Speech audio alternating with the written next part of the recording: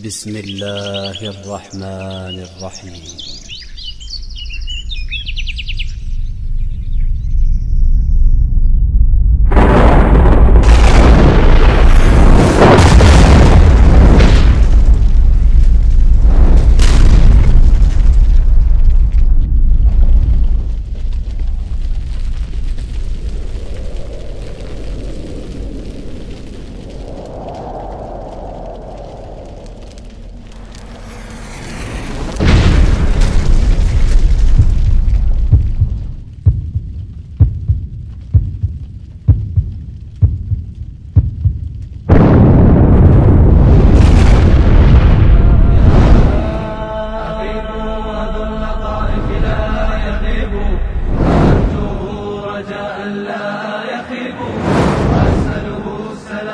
من زمان ولدت به نوائبه تشيب يغيب اللطائف لا يغيب وأرجوه رجاء لا يخيب وأسأله السلامة من زمان ولدت به نوائبه تشيب يا رحمن يا رحيم يا رحمن يا رحيم. بسم الله الرحمن الرحیم و صلی الله علی خاتم الانبیاء و المرسلین و علی آله و اصحابه اجمعین. با سلام. تمایل به ارتباط با هم نوع و تبادل اطلاعات با اون باعث شد که انسان در طول تاریخ روش‌های متنوعی رو برای ایجاد ارتباط آزمایش کنه و با استفاده از توانایی‌هایی که خداوند متعال در وجودش قرار داده دست به اختراعات گوناگونی بزنه و در جهت سرعت بخشی و سهولت در امر تبادل اطلاعات رسانه‌های ارتباطی رو درگیر تغییر و تحول کنه. دگرگونی‌های حاصل رسانه‌ها رو به سوی انقلابی سوق داد که نتایج اون رو در نسل حاضر به وضوح میتونیم مشاهده کنیم. امروزه رسانه‌ها تنها برای برقراری ارتباط به کار نمیرن، بلکه به جزئی جداناپذیر از زندگی تبدیل شدن و با هزینه‌های هنگفتی که روی اونها صرف میشه، میتونن روی ارزش‌ها، باورها، اعتقادات و حتی عادات و رفتار انسان‌ها تأثیر بگذارن و اونها رو تغییر بدن. به طوری که رسانه‌ها میتونن حامل پیام‌ها و مفاهیمی باشن که انسان‌ها رو به سوی سربلندی دنیا و آخرت هدایت کنن. در مقابل رسانه‌ها میتونن ارزش‌هایی رو نشر کنن که جامعه رو در مسیر شقاوت ابدی قرار بدن. به نظر شما رسانه‌های داخل ایران جزو کدوم دستن و سعی دارن جامعه رو به چه سمت و سوی سوق بدن؟ ما در سلسله برنامه هنگام نیرنگ سعی داریم تا با نگاهی نو به رسانه‌های داخل ایران به ویژه صدا و سیما به این سوال و سوالات مشابه اون پاسخ بدیم و ببینیم که برنامه‌ها، سریال‌ها و فیلم‌های پرهزینه صدا و سیما با چه اهدافی تولید میشن و در چه راستایی حرکت میکنن.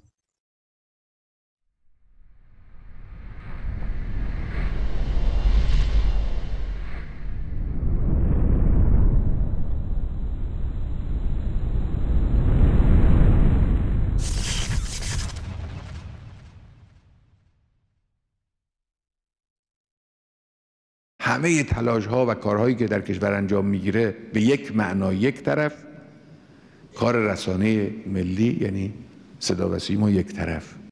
به مانند سایر کشورهای دنیا، رسانه به عنوان ابزاری برای تأثیر بر مخاطب و تغییر افکار و ارزش‌هایش در ایران نیز مورد توجه قرار گرفته و بودجه زیادی از سوی حکومت به آن اختصاص یافته است، به طوری که همکنون صدا و سیمای ایران 8 شبکه تلویزیونی سراسری، 30 شبکه استانی و 8 شبکه ماهواره برون مرزی را در اختیار دارد. تمامی اینها جدای از شبکه‌ها و ایستگاه‌های رادیویی داخلی و برون مرزی و مؤسسات مختلف چند رسانه‌ای هستند که صدا و سیما در اختیار دارد. نکته جالب توجه این که ایران حتی به زبان عبری شبکه‌ای رادیویی به نام صدای داوود را اداره کرده و سالانه به آن هزینه و بودجه را اختصاص داده است. هیچ کس دلش به این نسوخته که بیاد برای مخاطبش هزینه کنه بدون هدف. بدون شک رسانه‌های ایران و در رأس آنها صدا و سیما نیز از این قاعده مستثنا نیستند و با صرف هزینه‌های فراوان اهدافی را دنبال می‌کنند که در راستای همان خط مشی تعیین شده توسط حکومت است. چرا که در ایران رئیس صدا و سیما توسط شخص رهبر تعیین می‌گردد و وظیفه نظارت بر فعالیت‌های این سازمان به عهده نمایندگان ویژه رؤسای سه قوه است، به صورتی که اصل 175 قانون اساسی ایران این مطلب را صریحاً بیان نموده است. در نتیجه تمامی فعالیت‌های صدا و سیما باید کاملا مطابق با خواستها و اهداف حاکمان کشور باشد. بنابراین آنچه از کانال‌های رادیویی و تلویزیونی کشور پخش می‌شوند و یا اجازه پخش می‌یابند به سفارش یا مورد تأیید گردانندگان اصلی حکومت است. ما می‌خواهیم که رادیو تلویزیون که پیشتر در خدمت طاغوت بود حالا در خدمت خدا باشد، در خدمت اسلام باشد. از همان روزهای ابتدایی شکلگیری حکومت شعار اسلامی بودن همه جنبه‌های نظام از جمله صدا و سیما از زبان رهبران حکومت بارها شنیده میشد. آنها در طی این سالها همواره مدعی بودند که در حال جنگی تمام عیار و همه جانبه با تمامی نمودهای تهاجم غربی به ویژه در مجال فرهنگ و رسانه هستند. بسیاری از هدفهای استکبار جهانی در زمینه‌های تبلیغی و فرهنگی و رسانه‌ای متوجه به ماست. ما باید در مقابل اینها خودمون رو مجهز کنیم. رسانه ما هم بایستی ناظر باشه به خنثی کردن کار دشمن در داخل، هم باید ناظر باشه به ضربه زدن به دشمن در فضای عمومی. اما با اندکی دقت در برنامه‌هایی که از رسانه‌های ایران پخش می‌شوند می‌توان خلاف این ادعا را به خوبی مشاهده نمود، به صورتی که برنامه‌هایی به درون این رسانه‌ها راه یافته‌اند که حامل فرهنگ و ارمغان غرب بوده و در جهت فاسد کردن اخلاق رفتار جامعه و نشر باورهای شیطانی تولید شده‌اند. راه یافتن فیلم‌های هالیوودی به کانال‌های تلویزیونی صدا و سیما دلیل روشنی است بر اینکه صاحبان این رسانه سست کردن باورها و بنیه‌های اعتقادی مردم را نشانه گرفتند، چرا که چنین فیلم‌هایی در راستای نشر افکار صهیونیستی و بی‌هویت نمودن ارزش‌ها و باورهای مخاطبانشان ساخته می‌شوند. تو سریالا که چون حرفای اینی نی، حرفای دینی نی، تلویزیون فقط گذاشتن برای که سریال درست کنن دنبال ناموس مردم، عشق و عشقبازی و دختربازی یاد مردم بدن. سریال های تلویزیونی ما که کاری با دین نداره. برو فیلم های تو کلوفا هم ببین چی هست. مرد و نمیدونم سه تخت خواب، نمیدونم عشق به اضافه چند، همش سر یک زن دعواست. آبرو رو بردیم زیر بارم نمیریم و نمیرن و قبول نمیکنن که آبرو بردن.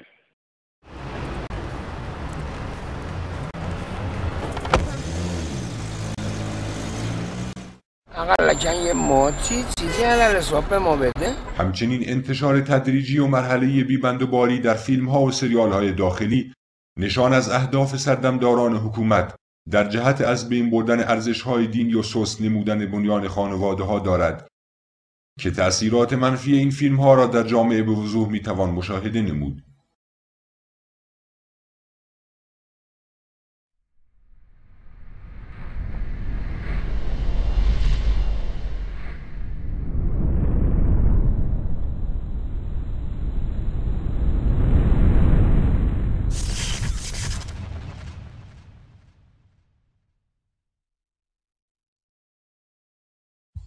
خب دیدیم که یکی از اهداف صدا و سیما برخلاف ظاهر و شعارهایی که میدن انتشار فساد تو جامعه برای بی‌بندوبار کردن خانواده هاست که خیلی برنامه ریزی شده و بدون اینکه مخاطب احساس کنه داره صورت میگیره.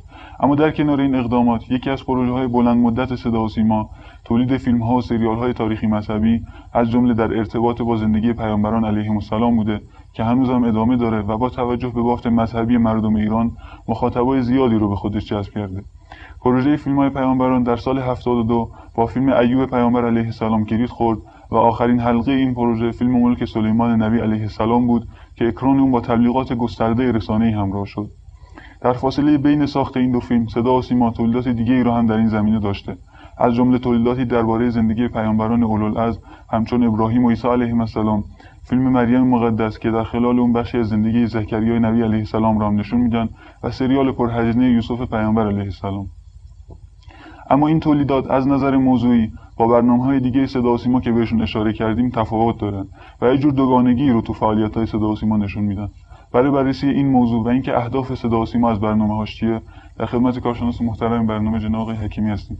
آقای حکیمی خیلی خوش اومدید به برنامه خودتون. تشکر می‌کنیم که دعوت برنامه رو پذیرفتید. بسم الله الرحمن الرحیم. الحمد لله رب العالمین و صلی الله علی افضل الانبیاء و المرسلین و علی آله و اصحابه اجمعین. من هم عرض سلام و ادب دارم خدمت شما و همکارای محترمتون و همچنین بینندگان عزیز در خدمتتون هستم. آقای حکیمی، همونطور که مشاهده فرمودید ما این مقدمه‌ای داشتیم در مورد صدا و سیما و اینکه از زمان شروع به کارش بعد انقلاب بیشتر در پی نشر فساد تو جامعه بوده، همونطور که بعضی از چهره‌های حکومتی هم به این موضوع اعتراف کردن. اما مسئله‌ای که اینجا مطرحه اینه که صدا و سیما تولیدات دیگه‌ای رو هم با موضوعات مذهبی از جمله درباره زندگی پیامبران علیهم السلام داشته. هدف از این برنامه‌ها چیه؟ از یک طرف برنامه‌هایی با موضوعات مذهبی، از طرف دیگه برنامه مخالف اصول اسلامی. بله، ببینید پخش فیلم‌های غربی و هالیوودی از صدا و سیما و همچنین ساخت سریال‌های داخلی اینا اهدافشون مشخصه. اما مسئله‌ای که مهمه و جای بحث و تحلیل داره فیلم‌های مرتبط با زندگی پیامبران الهی علیهم السلام. من به جرئت میتونم بگم که اهداف ساخت این فیلم‌ها به مراتب بدتر از اهداف ساخت سریال‌های خانوادگی. اگه تو سریال‌های خانوادگی اخلاق جامعه و خانواده رو هدف قرار داده بودن، تو این تولیدات ارزش‌ها، اعتقادات و باور خانواده‌ها رو نشون رفتن. من به طور خلاصه میتونم بگم که هدف اصلی این تولیدات بی ارزش کردن مقدسات مسلمانان و معرفی ارزش‌های جایگزین برای اونهاست. این شما می‌فرمایید هدف از فیلم‌هایی که در مورد مقدسات ساخته شدن بی ارزش کردن اونهاست؟ کاملا. ببینید من توضیح میدم خدمتتون. ایمان به ملائکه و پیامبران الهی علیهم السلام جزو ارکان ششگانی ایمان ما مسلمان هستند و بزرگ داشت اونها بر همه واجبه.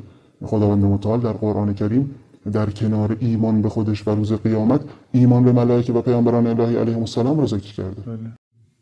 اما ما می‌بینیم تو این تولیدات در کمال جسارت انواع توهین‌ها و اهانت‌ها به این شخصیت‌های بزرگوار صورت می‌گیره. قبل از هر چیز چهره مبارک این بزرگواران به تصویر کشیده میشه. اون هم در قالب بازیگرانی که نقش‌های پیشینشون منفی بوده و نقش‌های معروفشون نقش‌های منفی بوده و بیننده با دیدنشون یک سری ارزش‌های منفی براش تداعی میشه. اوه، هیچ نشده میخوای امونم دوستر بشی؟ نه حسام بی، دوستی از من بر نمیاد.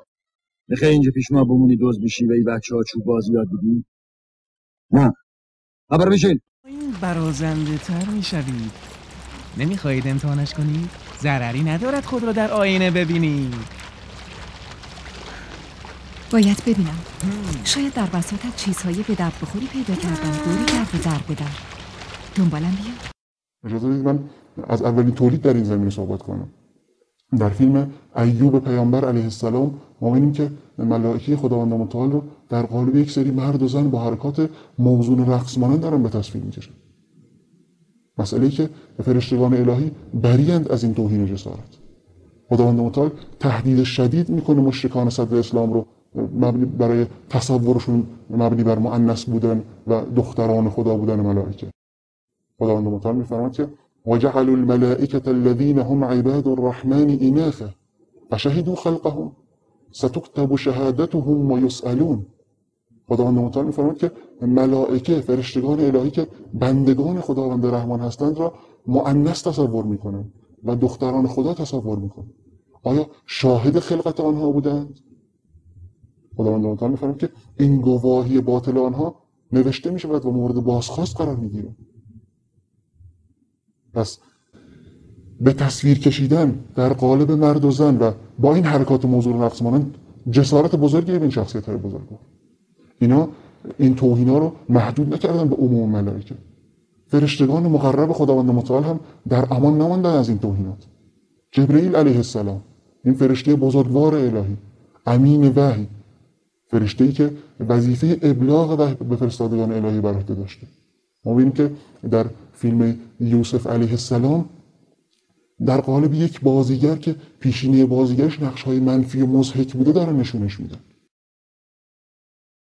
یا ملک الموت علیه السلام در همین فیلم ما می‌بینیم که در قالب یک چهره زشت و یک بازیگر مجهول دارن اون نشون میدن. این اوج و جسارت نه تنها به عموم فرشتگان الهی بلکه به فرشتگان مقرب خداوند سبحان. حتی پیامبران الهی علیهم السلام را هم در این چهرهشون رو به تصویر میکشن. نه تنها چهرهشون رو به تصویر میکشن بلکه یک شخصیت‌های بسیار ضعیف و سطح پایین در اون براشون ارائه میدن.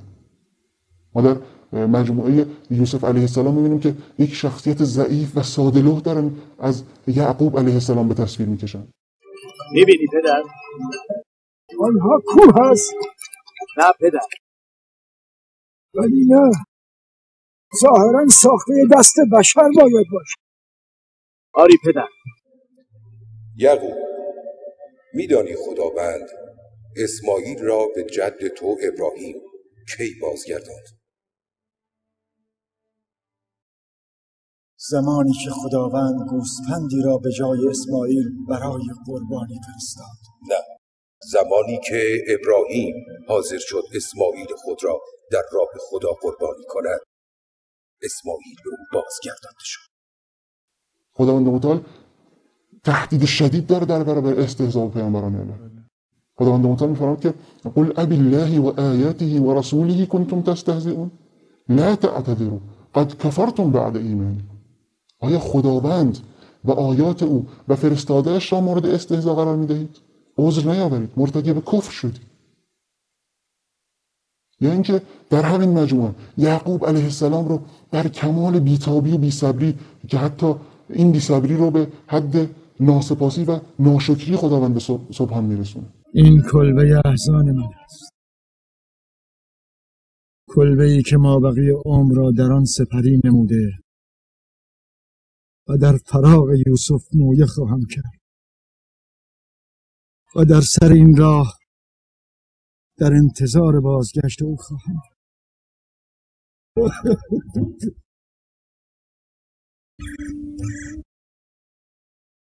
وای پروردگارا، اگر بیش از حد برای یوسف بی‌تابی کردم پوزش می‌طلبم، توبه میکنم. بینا خواهی شد.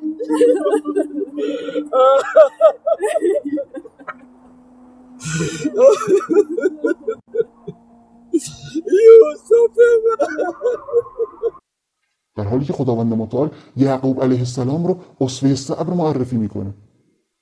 خداوند سبحان از زبان یعقوب علیه السلام در غم از دست دادن فرزندان دلبندش میفرماید که فصبر جمیل والله المستعان علی ما تصفون. خداوند متعال از زبان یعقوب علیه السلام میفرماید که وظیفه من در برابر این آزمایش الهی صبری جمیل و زیبا، صبری خالی از فزع و بیتابی. اما کاملا مخالف این آیه الهی ما می‌بینیم که تو این سریال در کمال بی‌صبری و بیتابی این نبی کریم رو به تصویر میکشه. سبحان الله. یا ابراهیم علیه السلام پدر انبیا، کسی که خداوند متعال اون رو به خلیلی و دوستی خودش برگزیده. خداوند متعال می‌فرماید که واتخذ الله ابراهیم خلیلا، خداوند ابراهیم را به خلیلی و دوستی خودش برگزید. اما تو این مجموعه ما می‌بینیم که یک شخصیت بسیار ضعیف، شخصیتی که اعتراض میکنه با آزمایش الهی، دارن اینطور این شخصیت رو نمایش میدن. حتی ما تو مجموعه ابراهیم خلیل الله علیه السلام میبینیم که ابراهیم علیه السلام رو به گونه‌ای به تصویر میکشن که حتی به آزمایش الهی مبنی بر ذبح فرزندش اعتراض میکنه و این آزمایش رو با عمل بتپرستان کنعانی به آتش انداختن فرزندانشون برای بت‌ها مقایسه میکنه.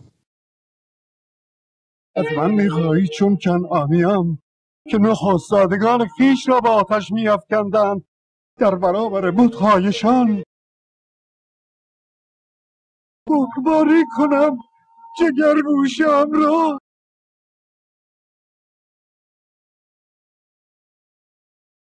هر کس کشتن گیرد پسران خویش را،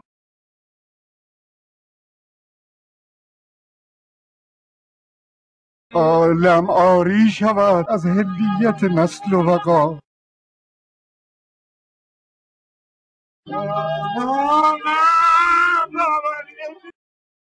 در حالی که خداوند متعال ابراهیم علیه السلام رو به تنهایی یک امت فرمانبردار و مطیع معرفی میکنه. خداوند متعال در توصیف ابراهیم علیه السلام میفرماید که ان ابراهیم کان امة قانتا لله حنیفا ولم یک من المشرکین. ابراهیم به تنهایی امتی مطیع و فرمانبردار بود و حقگرا بود و از زمره مشرکین نبود. خداوند متعال ابراهیم علیه السلام رو اسوه تسلیم در برابر آزمایش‌های الهی معرفی میکنه و میفرماید اذ قال له ربه اسلم قال اسلمت لرب العالمین. آن هنگام که خداوند به ابراهیم فرمود تسلیم شو، ابراهیم گفت که تسلیم فرامین الهی شده. حتی شخصیت این نبی کریم به حدی بالاست که خداوند متعال رویگردانی از آیین این بزرگوار رو حماقت معرفی میکنه. خداوند متعال میفرماید که و من یرغب عن ملت ابراهیم الا من سفه نفسه ولقد اصطفیناه فی الدنیا و انه فی الاخرة لمن الصالحین. هر کس از آیین ابراهیم رویگردان شود خود را احمق پنداشته. ما او را در دنیا برگزیدیم و در آخرت از زمره صالحین است. ببینید تو این مجموعه ها انواع توهینات به این شخصیت بزرگوار صورت میگیره. یا دعوت انبیاء الهی علیهم السلام. این دعوت های با شکوه در اغلب مجموعه ها بسیار ضعیف به تصویر کشیده میشه. دعوتی که رسالت اصلی انبیا بوده، همه جنبه های زندگیشون رو تحت تاثیر قرار داده. دعوتی که پیامبران الهی علیهم السلام در راهش انواع مصیبت ها، سختی ها، آزار و اذیت ها، تهمت ها و حتی هجرت ها رو متحمل شدن. پیامبران الهی در راه این دعوت ها جان خودشون رو از دست دادن. خداوند متعال در جای جای قرآن از دعوت انبیا سخن میگه. خداوند متعال میفرماید که ولقد بعثنا فی کل امة رسولا ان اعبدوا الله واجتنبوا الطاغوت. ما در هر امتی پیامبری مبعوث داشتیم که خداوند را عبادت کنید و از عبادت طاغوت بپرهیزید. اگر ما در سریال یوسف علیه السلام ببینیم که یعقوب علیه السلام یک سری موعظه های اخلاقی میگه محدود به فرزندان نوادگانش و در حد احترام به پدر و مادر احترام به بزرگتر هاست که یک مسلمان عادی هم از پس این دعوت کرد. کاملا. آیا پیامبران الهی فقط برای بچه ها فرستاده شده؟ کدام یک از شما میتواند بگوید که آن دو طایفه چه کسانی هستند؟ من بگویم پدر بزرگ؟ بگو پسرم. کسانی که پدر مادر خود احترام نگذارن و آنها را اذیت کنن. آفرین پسرم. تو فرزند که هستی؟ من فرزند لاوی هستم. تو قحاط هستی. آفرین، درست گفتی. اگه ما بیایم مقایسه کنیم با اون تصویری که دارن از انبیاء الهی نمایش میدن با نمایشی که از اهل بیت رحمت الله علیهم تو مجموعه مرتبط با اونها به تصویر میکشن، این توهینات و اهانت ها بیشتر برامون آشکار میشه.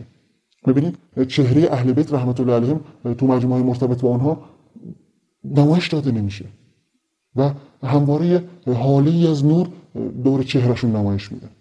سعی دارن القای تقدس کنن. حتی بحث به تصویر کشیدن ابوالفضل عباس رحمت الله علیه که در اعتقادات خودشون هم از ائمه معصومینشون نیست، این همه جار جنجال به پا میکنه و خطبه های آتشین میدن مراجع تقلید و تهدید به قیام تو تاسوعا و عاشورا میکنه. اونی که من شنیدم خدا نکند که چنین باشد، غلطی میخواهند انجام بدن که اگر این غلط را انجام دادن من وظیفه‌ام اینه که به اونها گوشزد کنم. اگر سعادتمند باشن در دنیا بیچاره خواهند شد، اگر اهل شقاوت باشند در دنیا آسیبی بهشون نخواهد رسید.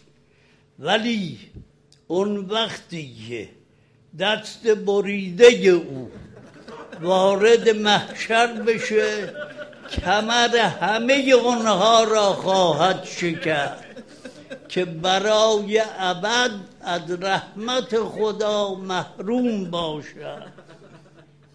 و اون کلمه اینه شنیدم میخواهند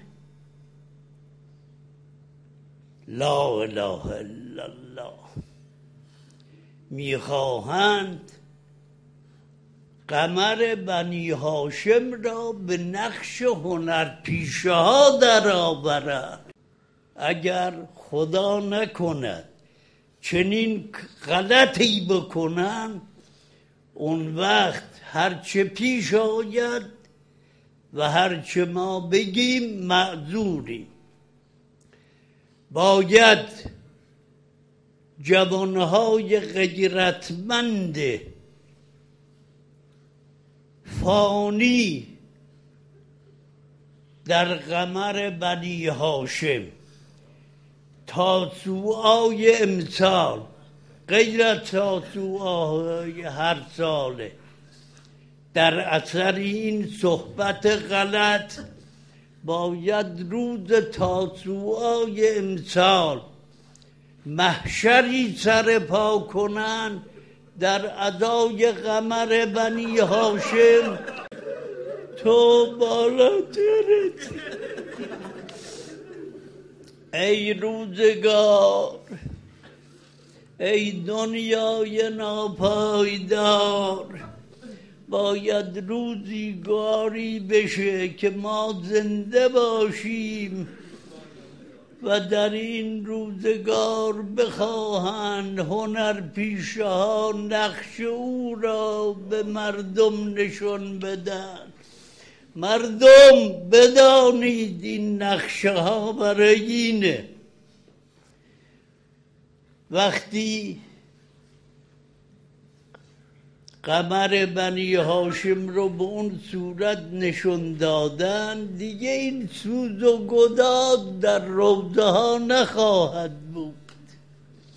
اون کسانی که اون صحنه رو ببینن، اون هنرپیشه رو تماشا کنن، اینا دیگه اون چنان که باید در ادای او نمی سوزن، ولی باید بدانن اگر با چکمه با کراوات خواستن این چراغ رو خاموش کنن نشد، با این ریش ها با این یقه های باز هم این نور خدا خاموش شدنی نیست. اغلب صحنه‌ای که اهل بیت حضور دارن سعی دارن القای تقدس کنن سازندگان این مجموعه، از موسیقی متن گرفته تا نوع صدایی که براشون انتخاب میکنن. تو اغلب صحنه‌هایی که اهل بیت رو نشوندن مشغول دعوتن و نه تنها مسلمانان رو دعوت میکنن بلکه پیروان سایر ادیان و حتی سران سایر ادیان رو هم دارن مجاب میکنن به پذیرش دین اسلام و اونها رو خلع اصلاح میکنن. حال اجازه بده من سوالی بکنم. چرا شما عیسی را نعوذ بالله پسر خدا میدانید و مقام و مرتبه ربوبیت برای او قائلید؟ چون هر کس مرده را زنده کند خداست و شایسته پرستش. یسوع نیز همین کارها را میکرد. بر روی آب راه میرفت، مرده زنده میکرد، نابینا و مبتلا به پیسی را شفا میداد، ولی امتش او را نه پسر خدا دانستند و نه پرستیدند. حزقیل پیامبر نیز مرده ها را زنده میکرد. 35,000 نفر را بعد از گذشت 60 سال از مرگشان زنده نمود. مطالب مربوط به این عده از جوانان بنی اسرائیل در تورات آمده است. شما که عیسی را پسر خدا می‌دانید، باید یسوع و حزقیل را نیز پسر خدا بدانید. نصرانی و یهود را درمانده کردی و قدرت استدلال خیش را نمایاندی. حال من سابعی سؤالی دارم که اگر پاسخگویی در مقابل این جماعت بر علم تو شهادت خواهم داد و تو را یگانه عالم خواهم شد. ببینید هر مسلمانی میتونه با حجج و براهین قرآنی سران سایر ادیان رو هم مجاب به پذیرش دین اسلام بکنه و ما شخصیت اهل بیت رو میشناسیم و برای اونها احترام کافی قائلیم. بله اهل بیت از علما و متقین امت اسلامی بودن، اما این تناقض فاحش برای نمایش دادن شخصیت اهل بیت رحمت الله علیهم در مقایسه با اون چیزی که دارن از انبیاء الهی علیهم السلام به تصمیم میشن به چه معنیه؟ آیا به این معنی نیست که سردمداران حکومت مسئولان صدا و سیما و دستاندرکاران این فیلم ها رو توجیه کردن که یکی از اون ارزش هایی که عرض کردم خدمتتون، ارزش های جایگزین رو اینجا به کار ببرن و معرفی کنن. و اون ارزش القای برتری اهل بیت رحمت الله علیهم نسبت به پیامبران الهی علیهم السلام. اهل بیت پیامبر صلی الله علیه و سلم محبوب هر مسلمان هستند و اصلا ما مأمور به احترام این بزرگواران هستیم. اما شخصیت این بزرگواران کجا؟ شخصیت انبیاء الهی علیهم السلام و شخصیت فرشتگان مقرب خداوند سبحان کجا؟ خداوند متعال در جای جای قرآن از عظمت این شخصیت های بزرگوار سخن گفته، از عظمت فرشتگان الهی علیهم السلام و پیامبران الهی علیهم السلام سخن گفته و حتی خداوند متعال خودش اونها رو برگزیده از میان مخلوقاتش. خداوند متعال میفرماید که الله یصطفی من الملائکه رسلا و من الناس ان الله سمیع بصیر. خداوند متعال از میان مردم و فرشتگان فرستادگانی را برگزیده و خداوند شنوا و بیناست به آن کسانی که برمیگزینه. یا خداوند متعال ذکر میکنه در قرآن کریم که انبیاء الهی علیهم السلام را در تمام جهانیان برتری داده.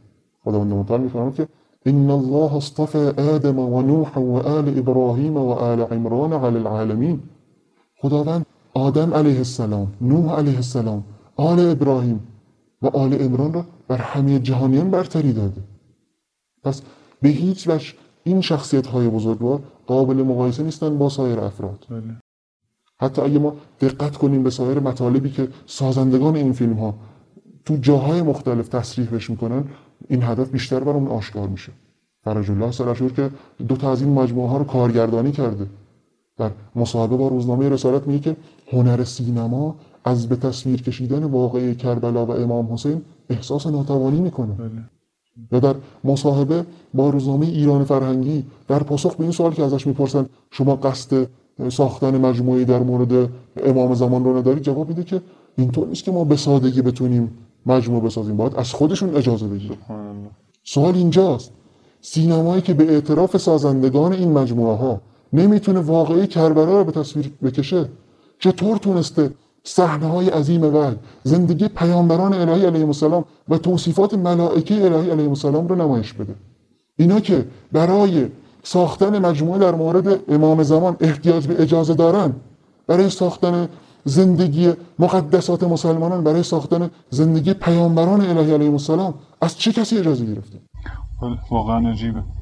اما آقای حکیمی، شما در میون صحبتاتون اشاره کردید که اهداف سردمداران حکومت از تولید این مجموعه ها القای برتری اهل بیت بر پیامبران. خب درسته که رئیس صدا و سیما رو رهبر حکومت تعیین میکنه، ولی آیا میشه گفت که هر برنامه از صدا و سیما پخش بشه مورد تایید اونه؟ چون خودش هم در جاهای مختلف گفته که هر برنامه از صدا و سیما پخش بشه اینطور نیست که مورد تاییدش باشه. اگه مورد تایید نیست چرا برخورد نکردن؟ اینا مسائل ساده ای نیست. توهین به آیات قرآن، توهین به مقدسات بیش از 1 میلیارد مسلمان. ادعای تایید نکردن یه ادعای باطله. ما میبینیم که تو وقایع پس از انتخابات 88 توهینی شد به مقام ساختگی ولایت فقیه خودشون. چه برخورد شدیدی کردن؟ زندان‌ها رو پر کردن از جوانای مملکت، انواع شکنجه ها، آزارها، حتی اعترافات دروغین گرفتن.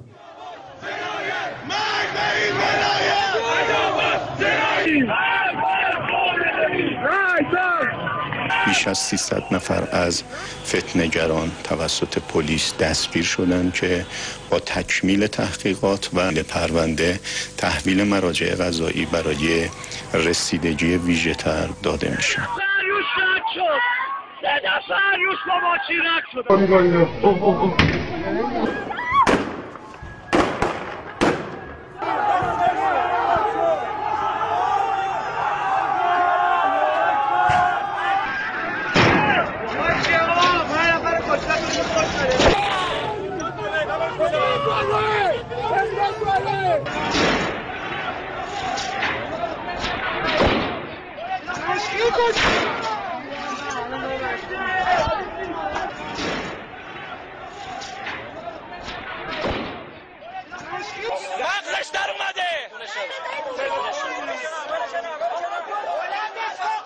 با توجه به مشکل تکلم متهم و اینکه خود ایشان هم دفاعیات در چند صفحه مکتوب کرده و محول کردن به آقای سعید شریعتی، از آقای شریعتی خواسته میشه که در جایگاه قرار بگیره و مطالب قرائت کنه. من هم در این انتخابات با ارائه تحلیل‌های ناصواب مرتکب خطاهای سهمگینی شدم که از آنها تبری می‌جویم، چون قطعاً مورد رضای محبوب عالمیان نیست و موجب ندامت است.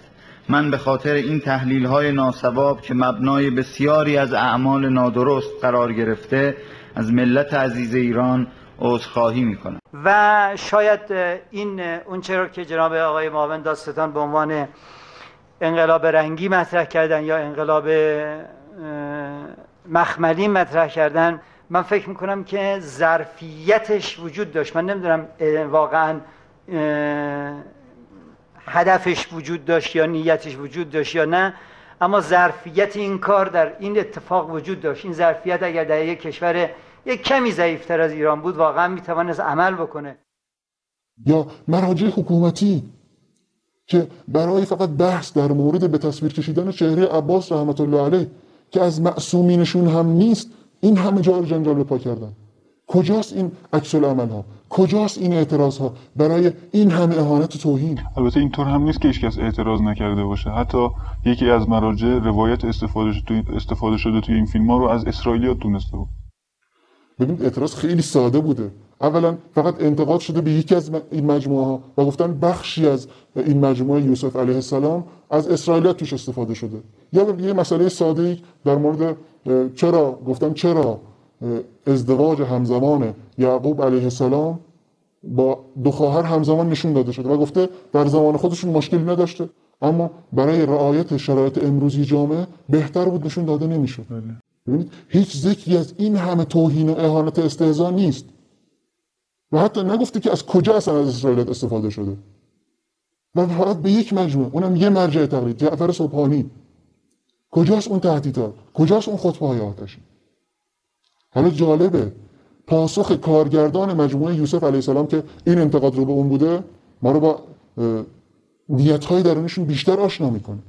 فرج الله سلاشور حتی در پاسخ این انتقاد میگه که اگه بخش‌های از این مجموعه هم از اسرائیلیات بوده، گفته مقصر علمای ما و کتاب‌های ما هست، چون گفته هرچی من به تصویر کشیدم از کتب تاریخ و تفاسیر خودمون استفاده کردم و گفته سوال اینجاست چرا تاکنون علمای ما این اسرائیلیات رو خارج نکردن که امثال من بی سواد بیان و این اشتباهات مرتکب بشن و ازشون استفاده کنن. ببینید داره اعتراف میکنه بی سوادی خودش، اما جسارت کرده مقدساتی رو به تصویر کشیده که واسه این همه توهین استهزا شده و از طرف دیگه قصور رو به گردن علماشون میندازه. به همین حدم اکتفا نکرده، در مصاحبه با روزنامه کیهان اومده باز توهین کرده به عقاید بیش از 1 میلیارد مسلمان اهل سنت و گفته که نگاه اهل کتاب به قضیه پیامبران سالمتر از نگاه اهل سنته و گفته نگاه اهل سنت به این مسئله انسان رو به عنوان یک مسلمان شرمنده میکنه. اوج جسارت توهین ما میبینیم. خودشون این همه توهین و افترا مرتکب شدن، بسنده نکردن، میان به عقاید مسلمان اهل سنت هم بی احترامی میکنن و نگاه اهل کتاب رو از اونا سالمتر میدونن که این باعث شده ببینیم تو منابع مجموعه یوسف علیه السلام استفاده کردن از تورات عهد عتیق، توراتی که به گواهی قرآن کریم تحریف شده و یهودیان پس از موسی علیه السلام این کتاب رو تحریف کردن.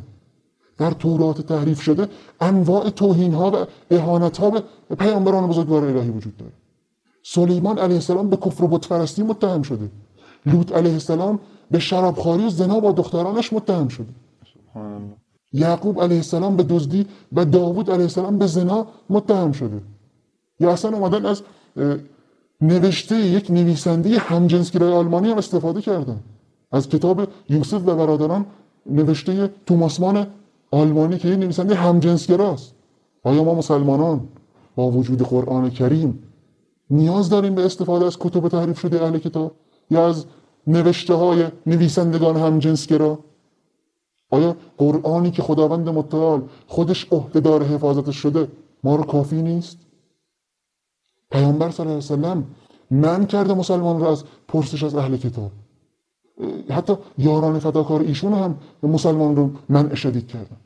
عبدالله ابن عباس رضی الله عنهما در منع پرسش از اهل کتاب می‌فرماید که چگونه در مورد چیزی از اهل کتاب سوال میکنید حالا که کتاب خداوند که بر پیامبرتان نازل شده تازه تر است و آن را در حالی میخوانید که یک دست است و کهنه نمیشود و در آن به شما خبر داده شده که اهل کتاب خدا را تحریف کردند و آن را با دست خود نوشتند و گفتند از جانب خداست تا آن را به بهای اندکی بفروشند. آیا آنچه از علم به شما رسیده شما را از پرسش از آنان منع نمی‌کند؟ نه سوگند به خدا ما کسی از آنان را نیافتیم که در مورد چیزی از شما سوال کنه. یعنی برای سوال کردن اینگونه تهدید میکنن.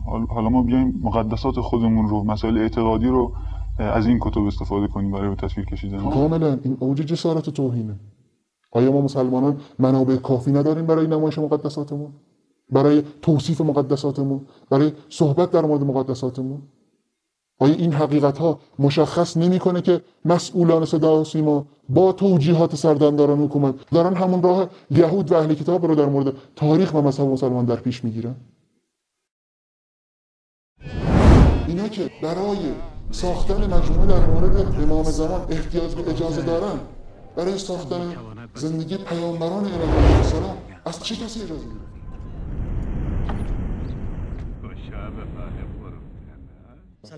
کجاست این عکس‌العمل؟ کجاست این اعتراضات برای این همه اهانت توحید؟ صبور باشید و تماشا.